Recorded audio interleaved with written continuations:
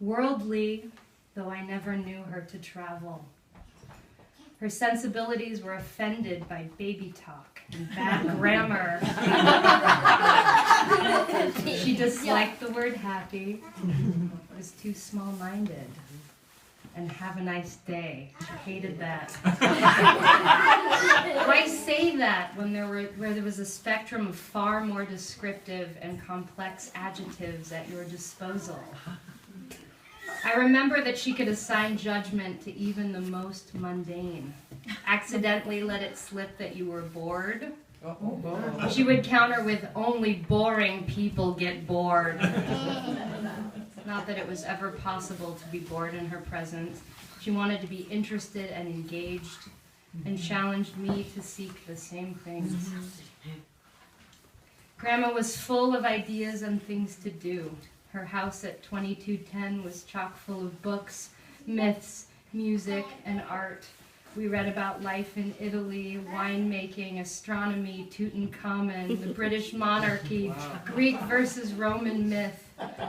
One of our favorite activities together was performing monologues. We had volumes of them to choose from, and when we weren't satisfied, we would venture to the library to find new ones. She made me feel like I could be anybody and do it well.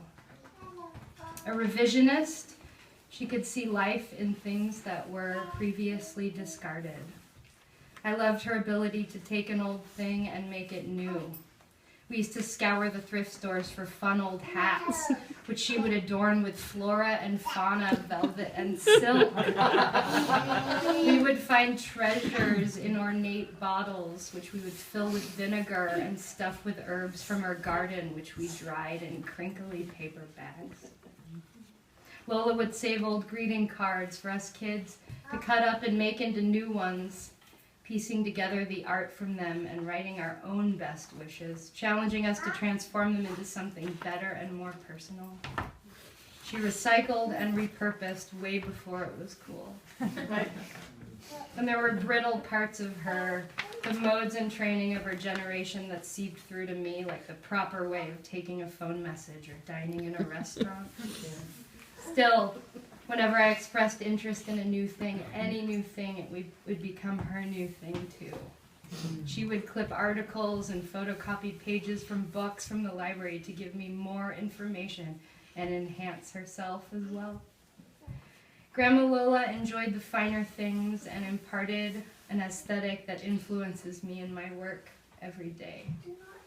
She infused passion into her food, and I recognized this even before I was tall enough to reach the stovetop, cooking with garlic and anchovies, pimento, and fresh herbs. She would set up a stool for me so I could add the salt to the pasta. I remember comparing store-bought cucumbers to the ones she grew in her garden, and there was no contest. And the necessary beauty of fresh ground pepper on the table. Lola taught me these things, imparted this wisdom not so I could take care of a man or make a good wife, but in the spirit of self-dependence, independence. Good food and knowledge and art were things we could provide for ourselves to enrich our own lives, and how powerful we are. What a gift that was. My grandmother proclaimed feminist, atheist, and humanist. She rejected old-school values that kept women locked into domestic roles. She interrogated and asked questions of religion and encouraged me to do the same. As we browsed the aisles of spirituality, attending the Friends Church, dabbling in Unitarian Universalism, even attending a Jewish service long ago when she thought she might convert. I remember when she publicly rejected Christmas. Just something I somehow understood. Ultimately, she subscribed to the philosophy of humanism, believing that good work in this world was caring for life here on this planet and valuing critical thinking and evidence over dogma and superstition. I remember her educating me about the plight of the Washington State migrant worker, the pesticides on our local grapes, and her fierce stance on animal rights. She opened my eyes at an early age. She taught me to be conscientious, was the first person I know to recycle, reuse bags, read labels. And this was the 80s. She explained AIDS to me in a frank and caring way. She advocated gay rights. Magical times at my grandma's house as a little girl. She would preheat the bed with an electric blanket when I spent the night, fire it up in the morning, put on the classical music station for me to go to sleep to. There was delicious mystery in staying with her.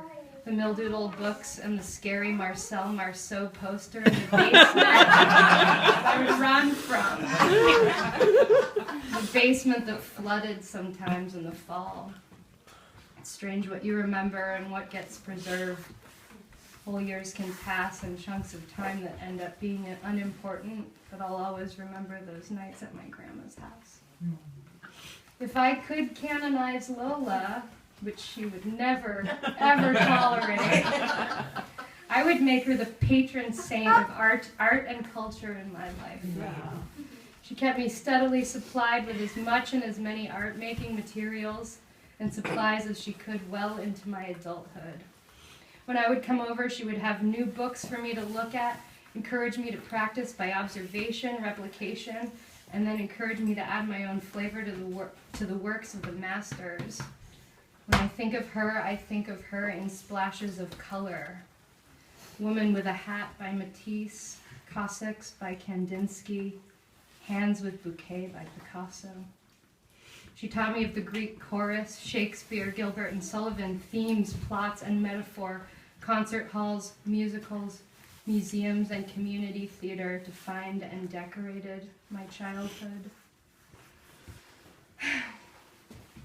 But most of all, she taught me to draw outside the lines, to redefine and reinvent. And these are the things she left for me. And so much more, because if anything, Lola was not afraid. She wasn't afraid of new ideas, and she wasn't afraid to break ground. Mm-hmm. Fussy, yes, but not afraid. My goal in life might be what she so clearly attained, to be a wise and funny and well-rounded old lady. I love you, Grandma.